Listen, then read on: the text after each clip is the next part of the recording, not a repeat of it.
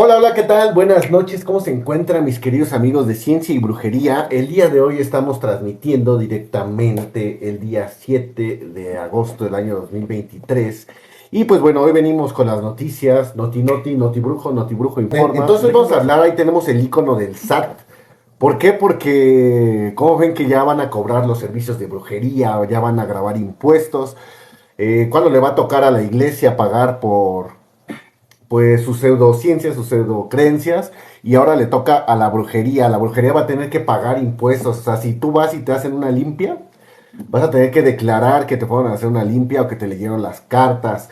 Está bastante raro, bastante complicado. Yo no sé ustedes qué opinen al respecto de esto. Pero bueno, vamos a leer, les digo, estamos en Noti Brujo. Y dice así. eh, el órgano recaudador amplía su catálogo de servicios y productos para curanderos, chamanes y personas que trabajan con energía. ¿Para qué? Para que ya emitan sus facturas. Así que si eres brujo, ya tienes que tener tu USB y tu cargada. Mira, aquí tenemos aquí en Ciencia y Brujería, nosotros facturamos y aquí tenemos nuestra USB con nuestro token y toda esa cuestión, porque hay que estar bien con Hacienda. Y dice, los contribuyentes en México ya pueden solicitar factura por los servicios de brujos, hechiceros, practicantes de vudú, servicios de curanderos, chamanes y trabajos con energía contratados por algún mal de salud. Entonces, pues bueno, ahí también se puede prestar mucho para la cuestión de lavado de dinero. Yo creo que esto va a ser algo muy raro. O sea, la verdad, yo lo veo así.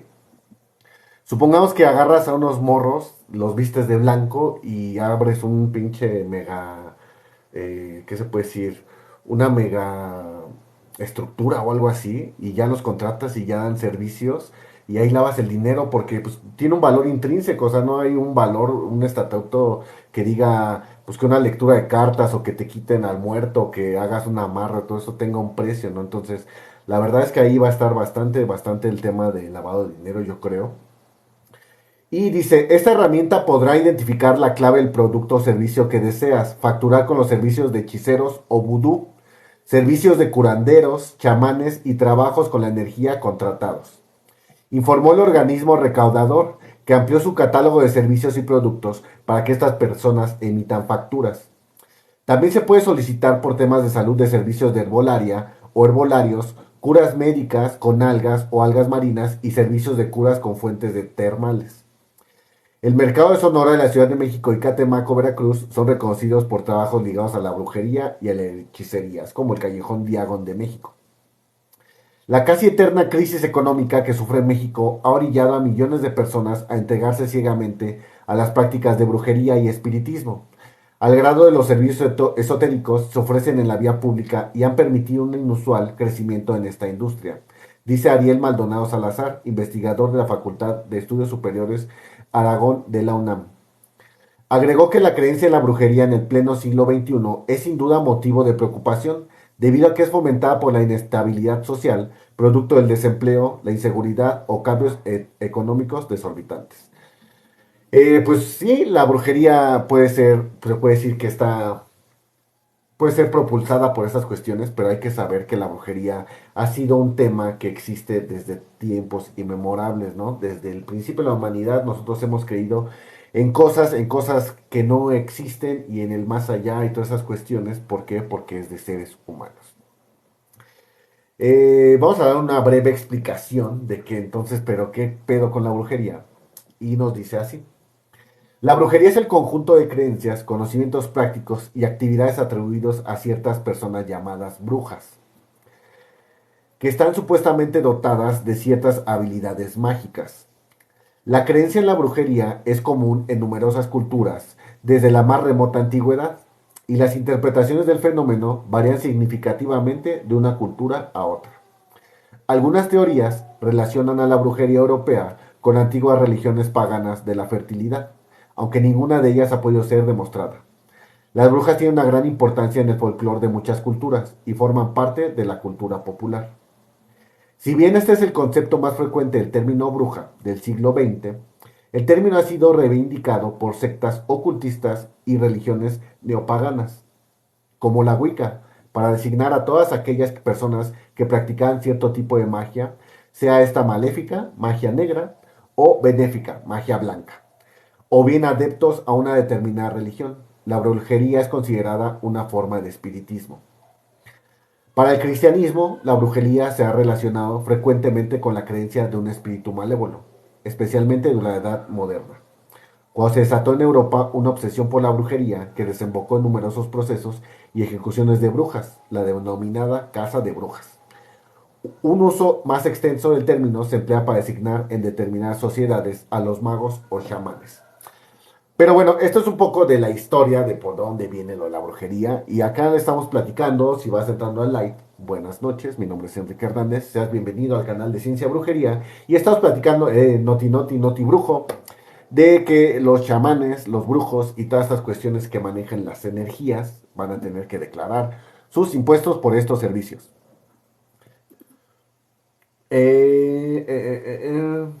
No existen cifras oficiales, pero en el mercado de Sonora son cerca de 300 puestos que se dedican a la santería. Ok. Entonces, pues, ¿qué opinan al respecto de que estén grabando, pues, impuestos, la brujería? La verdad me parece algo bastante, bastante cómico. Sin embargo, les digo, esto no ha sido de ahorita, ¿no? El gobierno no es la primera vez que sale con su mamada de los chamanes y de los brujos y todas esas cuestiones. Vamos a recordar un caso que es el de la Paca, donde hubo un asesinato y se recurrió a una vidente, a una bruja, para saber dónde se encontraban los cuerpos o qué es lo que había pasado en la investigación. En este caso se llama la Paca. Si tú eres más de acá de los 2000, pues obviamente no vas a saber de lo que te estoy hablando. Si tú ya estás un poco más rufles, así como yo, sabrás que esta historia pues fue bastante, se puede decir, pues rara. ¿Por qué? Porque hubo una serie de asesinatos, ¿no? La verdad fue un sexenio muy violento y fue en la época de Salinas de Gortari. Y vamos a hablar de esta noticia al respecto. Le digo, vamos a rememorarnos a los años de 1990.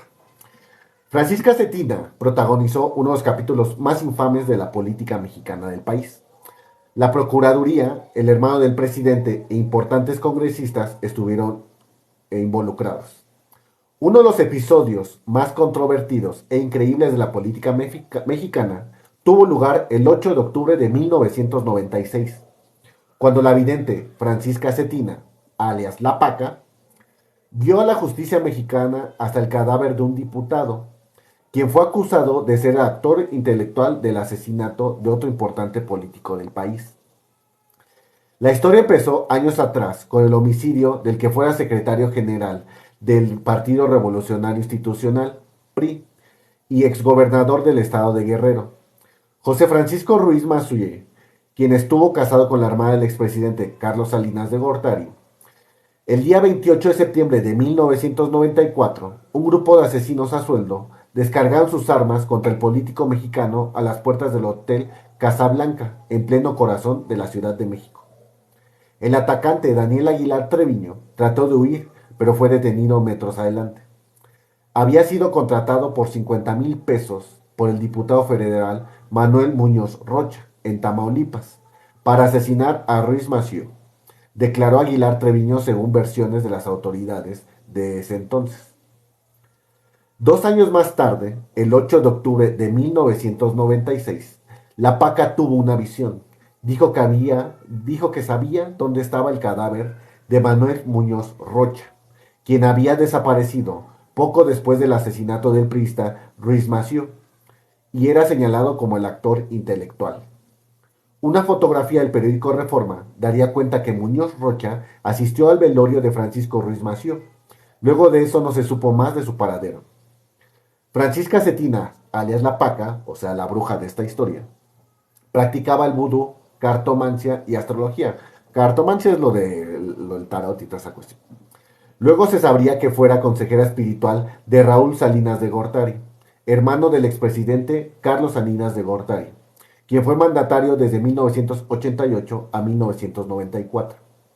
El vidente indicó el lugar preciso en donde estaban los restos de Muñoz Rocha, en la finca El Encanto, propiedad de Raúl Salinas.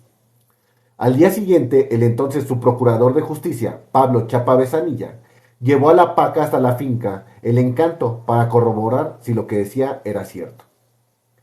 Ya en El Encanto, la vidente aseguró sentir vibraciones negativas. Y fui y les dije que en ese lugar había vibraciones negativas. No es un lugar sano, hay cosas sobrenaturales, el pasto no huele a hierba y todo es muy misterioso, declararía después en entrevistas. Chapa Besanilla y Antonio Lozano Gracia, procurador general de la República de aquellos años, con ayuda sobrenatural de la vidente, lograron encontrar la osamenta junto al lugar que había indicado la paca. Por la colaboración e información que proporcionó Francisca Cetina, la Procuraduría General de la República le pagó cerca de 4 millones de pesos. Es lo que les digo, o sea, el pedo va a estar ahí, va a haber un chingo de lavado de dinero en cuestión de la brujería. ¿Por qué? Porque les digo, no hay un valor que se le pueda dar. Tú puedes decir, yo te voy a leer el futuro, son 10 millones de pesos. Entonces, imaginen las empresas que están coludidas, o más bien las empresas como el tema del narcotráfico, pues va a poder lavar su dinero de verdad muy, pero muy rápido. Pero bueno, sigamos leyendo. Sin esperar las pruebas genéticas, Chapa Besanilla exclamó ese 9 de octubre de 1996, frente al hallazgo, es Muñoz Rocha, es Muñoz Rocha. De acuerdo a las primeras versiones contadas por Francisca Cetina, ella llegó hasta la oficina de Chapa Besanilla con un anónimo que le había entregado una persona desconocida, en el que se inculpaba directamente a Raúl Salinas de Gortari, del supuesto asesinato material. Daba detalles del homicidio como el diputado de Tamaulipas, Manuel Muñoz Rocha. Había sido un golpe con un bat de béisbol hasta la muerte. En la nota también venía un croquis en donde señalaba el lugar exacto donde el cadáver del exdiputado habría sido enterrado. Hasta aquí, aunque con cosas inusuales y métodos medio raros, las investigaciones de dos homicidios de políticos mexicanos parecieron que tenían avances. Sin embargo, tiempo después se descubriría que todo fue un montaje. Luego de que los peritos mexicanos y estadounidenses analizaran los huesos encontrados en la finca El Encanto, se descubrió que ni se trataba de los restos del diputado Muñoz Rocha, ni coincidían entre sí, es decir, los huesos pertenecían a diferentes personas. También se descubrió que Joaquín Rodríguez Cortés, yerno de la Paca, había exhumado el cadáver de su padre, Joaquín Rodríguez Ruiz, la noche del 3 de octubre del 96. O sea, imagínate, o sea, ya estás muerto y tu hijo es una mamada, ¿no? Y aún así, muerto le tienes que hacer el paro, ¿no? Cámara, hijo, lleva mis restos, ¿no? Para que salgas adelante, papi. Bueno, también se descubrió, ok, y lo trasladó hasta la finca El Encanto de Raúl Salinas, sin darse cuenta que en la misma tumba familiar estaban los restos de otros parientes, revolviendo los huesos en los jardines del Encanto.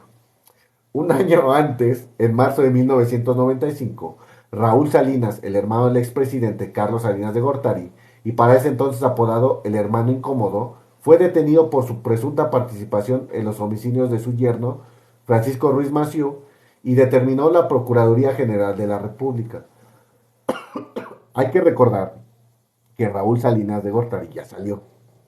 Salió y le entregaron toda la lana que tenía guardada, se la entregaron. Cuando él sale del cerezo en el que estaba, sale en un Ferrari, ¿no? Le dejan ahí su Ferrari, él se sube y adiós, papis, ¿no? Ahí ya no saben de mí, millonario, con robos, asesinatos y desgraciadamente pues así es la política mexicana. Pero vamos a seguir leyendo este caso si tú lo conocías y si no lo conocías, esto ya tiene bastantes años, estamos hablando de los 90 y tenía que ver también con la brujería.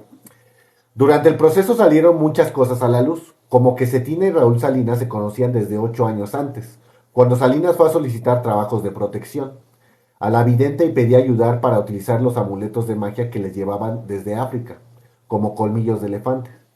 La amistad con Raúl Salinas, aseguró la Paca, creció tanto que luego me convertí en su consejera. Siempre me consultaba cuando quería saber cómo le iba a ir en algún negocio o un trabajo. También me preguntaba cómo usar los amuletos que compraba de África, dijo un medio de comunicación. También reveló en sus declaraciones que tanto ella como sus cómplices, Raúl Salinas y otros políticos de renombre, eran miembros de la hermandad que practicaba el espiritismo trinitario mariano, una transculturación del culto a la Santa Muerte.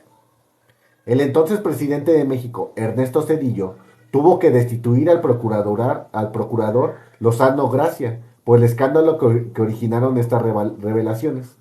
Lozano dijo en una entrevista que su contacto con la PACA había sido a través de su procurador especial Pablo Chapa Besanilla, quien dijo haber recibido información de una fuente que en el pasado le había dado datos importantes para esta investigación. Por su parte, Chapa Besanilla, que al verse descubierto había huido a España, allá donde anda Calderón y anda toda la banda, por allá anda también. En una carta que entregó en el juzgado de aquel país, explicó cómo había sido que llegó a contactarse con la vidente y cómo le dio la información del cadáver en la finca El Encanto. Aseguró que un día entre abril y mayo de 1995 recibió una llamada de una persona que dijo ser Ministerial Público Federal del Reclusorio Oriente, quien afirmó tener unos familiares que habían trabajado con el ingeniero Raúl Salinas de Gortari y aseguró también que ellos tenían información acerca del homicidio. En razón de ello, concerté una entrevista con el servidor público, quien me puso en contacto con tales personas, resultando ser la señora Francisca Cetina Chávez y su hermana Patricia. De verdad, les digo, este tema de los brujos lo vemos y es una cosa impresionante, ¿no? Esto, aquí, por ejemplo, en la nota que estamos leyendo, dice que pues, es por el tema de la marginación, el desempleo, la falta de oportunidades y todas estas cuestiones, pues que le están viendo negativo al gobierno.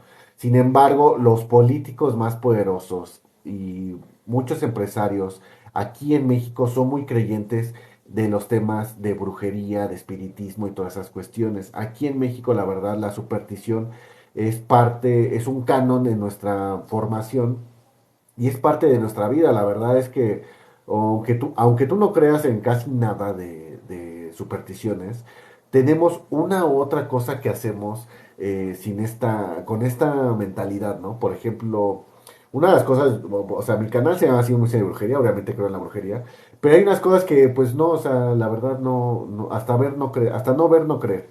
Entonces, por ejemplo, en el tema de los aleros, por ejemplo, es un tema que a mí me pasa frecuente, que si me dan la sal en la mano no la agarro, ¿no?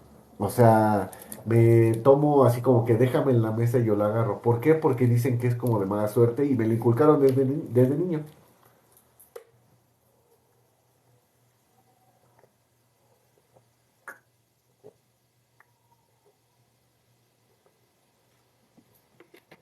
Pero bueno, seguimos en el live. Tras este encuentro, el enlace con las hermanas Cetina quedó a cargo de José de Jesús Cortés Osorio, coordinador general de las investigaciones del caso Ruiz Massieu, quien poco tiempo después informó a Chapa Besanilla que la vidente conoció a una persona que sabía dónde se encontraba el cuerpo de Muñoz Rocha. Luego la PACA entregó el anónimo de 4 hojas y un croquis del lugar donde supuestamente se encontrarían los restos del diputado tamaulipeco. Francisca Cetina siempre reconoció su complicidad con Raúl Salinas. En una de sus declaraciones dijo que por presiones de Raúl fue y sembró el cadáver en el Encanto. El objetivo de eso era desprestigiar a los funcionarios de la Procuraduría General. También reveló que Salinas la llamó desde la cárcel de Almoloya y la amenazó con dañar a una de sus hijas si no acataba las instrucciones. El 9 de abril de 2008, la Paca finalmente salió de la cárcel y se fue a vivir con su hermana a una colonia en Iztapalapa. Raúl Salinas fue liberado el 14 de julio de 2007, luego de abandonar Almoloya. Se dirigió a su lujosa casa en la avenida Reforma, que tiene un arco formado por 2 enormes colmillos de elefante. Meses después, las autoridades suizas le regresarían los 105 millones de dólares que le habrían incautado en 1995 por presunto lavado de dinero. 105 millones de dólares, hijo de perra. Hasta la fecha no han sido resueltos el asesinato de Francisco Ruiz Massieu, ni se sabe del paradero del que fuera el diputado federal Manuel Muñoz Rocha. Incluso en el año 2014, 20 años después del asesinato de Ruiz Massieu, el tamaulipeco Muñoz Rocha, considerado uno de los autores intelectuales del homicidio, dejó de ser buscado por las autoridades y la petición para que la Interpol lo localice ya no existe. Entonces, pues bueno, este es un caso muy antiguo de las autoridades mexicanas y cómo es que se las sacan de verdad de la bolsa. Obviamente es para ocultar algo. El tema de la noticia de hoy de que el SAT va a grabar los servicios de brujería, a mí la verdad me suena algo bastante alarmante. Yo no tengo nada, ni soy partidista, ni apartidista, ni nada, pero la verdad yo soy un pequeño empresario, o que se puede decir, un pequeño emprendedor. Y la verdad a mí me afecta muchísimo. A mí no me ha beneficiado nada este gobierno. Al contrario, la recaudación de verdad se está poniendo muy locos. Y pues no lo sé, no lo sé, Rick. A mí la verdad este tema me suena que están buscando de dónde sacar lana. O sea, el gobierno está buscando de dónde sacar, de dónde rascar dinero. Y al tocar el tema de la brujería y todas esas cuestiones, pues es bastante incómodo, ¿no? Hola, buenas noches. Mi nombre es Enrique Hernández. Seas bienvenida al canal de Ciencia y Brujería. Entonces, pues nos vamos a otra parte. Ya leímos la noticia del SAT. Ya leímos una noticia antigua de que fue la bruja La Paca y el tema del gobierno. Y ahora viene lo bueno, ¿no?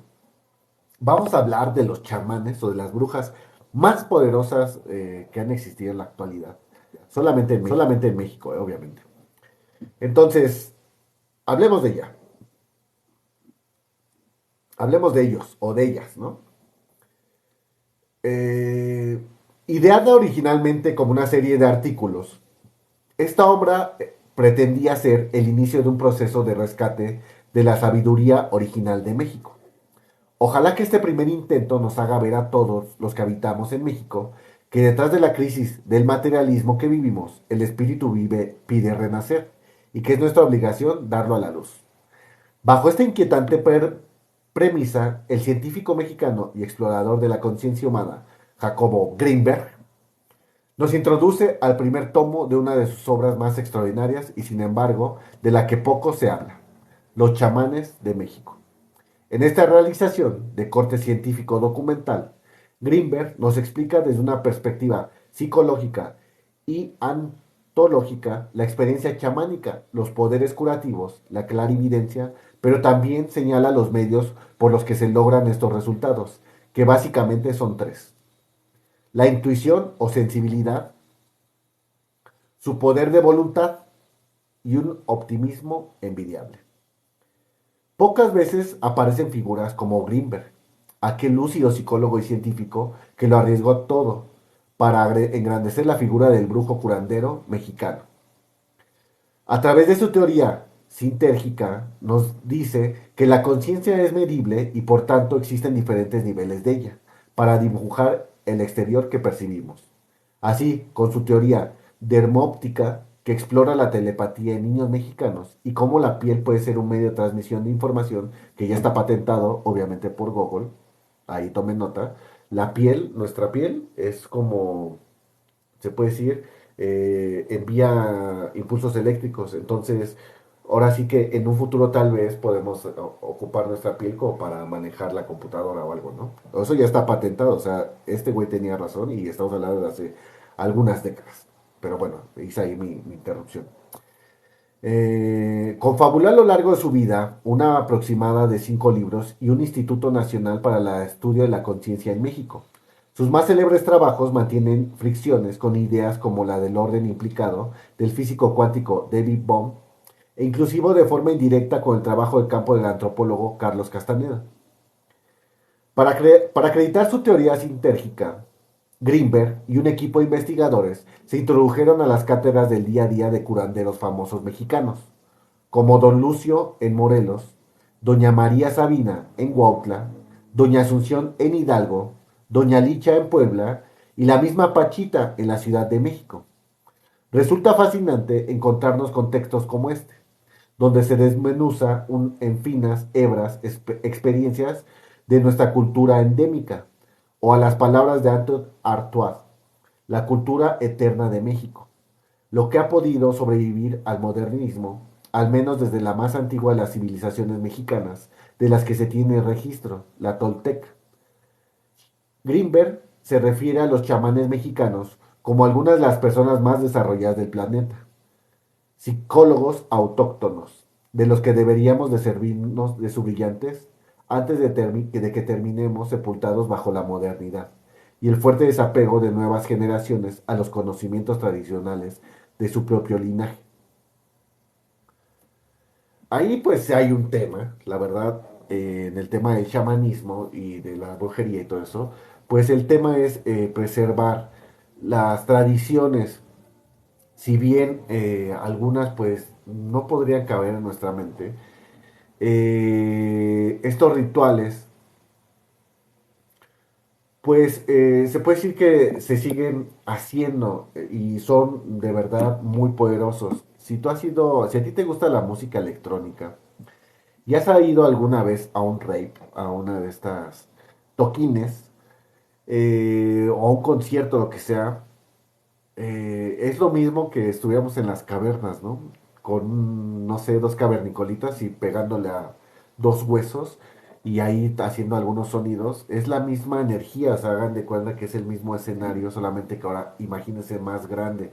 Es por eso que todos estos festivales y todos esos tienen tanto poder, ¿no? Tienen tanta energía y te da mucho gusto ir a estos festivales y rodearte de todo este calor humano, ¿no? De toda esta eh, mentalidad, porque es muy difícil que, por ejemplo, vayas a un concierto de un artista y que no te guste. O sea, si son 1000 personas y tú eres el único que no te gusta nada porque fuiste a acompañar a alguien, pues bueno, tú eres el uno entre un frijolito ahí entre el arroz, pero la energía está ahí puesta. Entonces dice así Jacobo Brinberg. Más allá de entender que un chamán es un hombre que fusiona plantas psicoactivas con la sacralidad, habría que recordarnos que no todos los brujos curanderos utilizan este medio para sanar. De hecho, es menos común que encontrarse con quien lo hacen a través de cantos, oraciones y un puñado más de hierbas e instrumentos considerados de ayuda para su metodología. Greenberg en esta obra describe que los chamanes parecen poseer una gran maestría en el enfoque de su factor de direccionalidad, siendo capaces de activar diferentes experiencias en distintas localizaciones del espacio y niveles de la realidad. Asegura de igual forma que puede catalogarse según la concepción que tiene de la realidad, lo que nos lleva de nuevo a una teoría sintérgica y los niveles de conciencia que pueden alcanzar el ser humano dependiendo de la técnica utilizada. Los poderes del chamán según su linaje.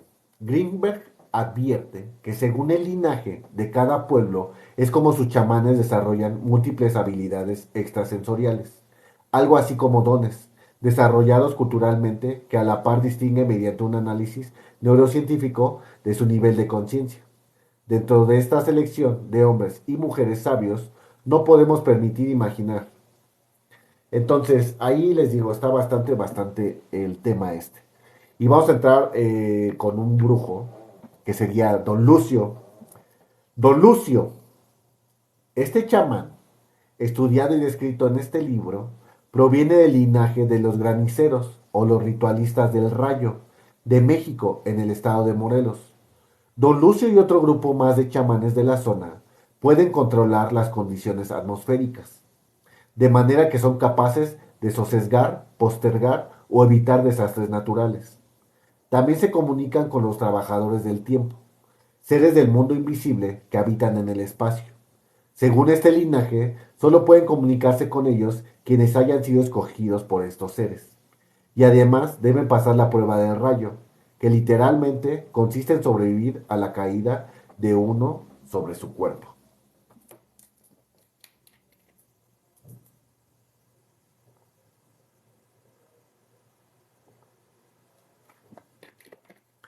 Bastante interesante, en el libro de Don Juan habla de... Es Don Juan y Don Genaro. Y Don Genaro entonces era un brujo del rayo porque le cayó un rayo. Bueno, no sabía que existía eso. Doña Pachita, oriunda de Parral, en Chihuahua, pero radicada en la Ciudad de México, su nombre real fue Bárbara Guerrero. Es la chamana nahuala en quien Grimberg personalmente profundizó más, ahondando en su capacidad de afectar el espacio, la energía y la materia, con la mente para sanar enfermedades. Explica que la mente es capaz de dar indicaciones al cuerpo de manera inconsciente, para indicar, por ejemplo, que puede mover un brazo y tomar un objeto o una pierna para caminar, y que de esta manera los brujos de nivel de conciencia de Pachita lograban darle indicaciones a sus cuerpos, el exterior para sanarlos a través de las milagrosas operaciones quirúrgicas. En su libro Las manifestaciones del ser, Pachita, Greenberg relata a detalle estas operaciones invisibles. Plantea también la realización de este enigmático don con las curaciones de curanderos y líderes aztecas que realizaban en la época precolombina, personas que fungían como medios o instrumentos orgánicos para ser seres espirituales que podían encarnar en un mundo material y sanar a quien así lo pedía. Doña María Sabina, de Huautla, Oaxaca, es tal vez la bruja más famosa del misticismo mexicano y la que dio a conocer las propiedades sanadoras de los hongos alucinógenos.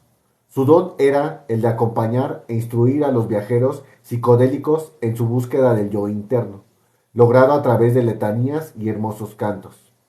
Según Greenberg, también poseía el don de decodificar el hipocampo del cerebro y esclarecer territorios difusos de la mente de sus pacientes. Esto que podía hacer es el ver del estado interno de aquellas personas.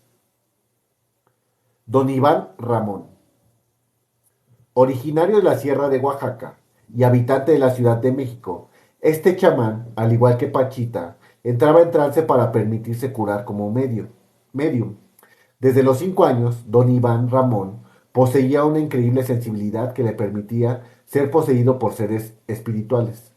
Tenía el don de percibir la vibra de las personas a través de sus dedos, al mismo tiempo que utilizaba un listón que tan solo al tocarlo le ayudaba a enviar mensajes al ser espiritual, y éste le daba una señal de si la persona podía ser curada o estaba destinada a morir.